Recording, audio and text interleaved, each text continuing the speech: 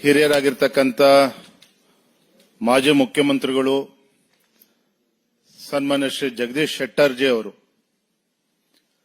ಕಾಂಗ್ರೆಸ್ ಪಕ್ಷವನ್ನ ತೊರೆದು ಕಾಂಗ್ರೆಸ್ ಪಕ್ಷದ ಪ್ರಾಥಮಿಕ ಸದಸ್ಯಕ್ಕೆ ರಾಜೀನಾಮೆಯನ್ನು ನೀಡಿ ತಮ್ಮ ವಿಧಾನ ಪರಿಷತ್ ಸ್ಥಾನಕ್ಕೂ ಕೂಡ ರಾಜೀನಾಮೆಯನ್ನು ನೀಡಿ ಮತ್ತೊಮ್ಮೆ ಭಾರತೀಯ ಜನತಾ ಪಾರ್ಟಿ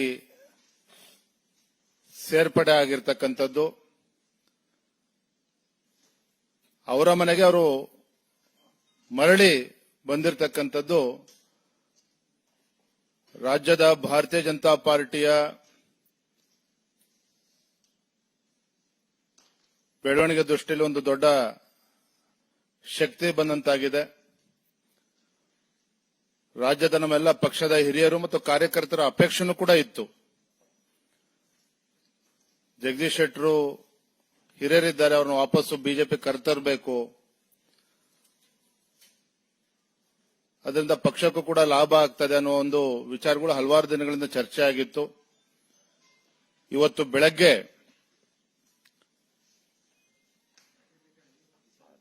ಭಾರತೀಯ ಜನತಾ ಪಾರ್ಟಿಯ ವರಿಷ್ಠರಾಗಿರ್ತಕ್ಕಂಥ ಮಾನ್ಯ ಗೃಹ ಮಂತ್ರಿಗಳು ಅಮಿತ್ ಶಾ ಜಿ ಅವರು ಅವರನ್ನ ಭೇಟಿ ಮಾಡಿ ಸನ್ಮಾನ್ಯ BS ಯಡಿಯೂರಪ್ಪನವರು ಮತ್ತೆ ಜಗದೀಶ್ ಶೆಟ್ಟರು ಎಲ್ಲ ಹಿರಿಯರು ಅವರ ಸಮ್ಮುಖದಲ್ಲಿ ಭೇಟಿ ಮಾಡಿ ಅಮಿತ್ ಶಾ ಜಿ ಅವರ ಜೊತೆ ಚರ್ಚೆಯನ್ನು ಕೂಡ ಮಾಡಿ ಯಾವುದೋ ಒಂದು ಅಪೇಕ್ಷೆ ಇಲ್ಲದೇನೆ ಭಾರತೀಯ ಜನತಾ ಪಾರ್ಟಿ ಸೇರ್ಪಡೆ ಆಗ್ತೇನೆ ಅನ್ನುವ ವಿಚಾರವನ್ನ ಅವರು ಮುಂದೆ ಇಟ್ಟಾಗ ಅಮಿತ್ ಶಾ ಜಿ ಅವರು ಕೂಡ ತುಂಬಾ ಸಂತೋಷ ವ್ಯಕ್ತಪಡಿಸಿದ್ರು. ನಡ್ಡಾಜಿ ಅವರು ಕೂಡ ಬಹಳ ಸಂತೋಷ ವ್ಯಕ್ತಪಡಿಸಿದ್ದಾರೆ.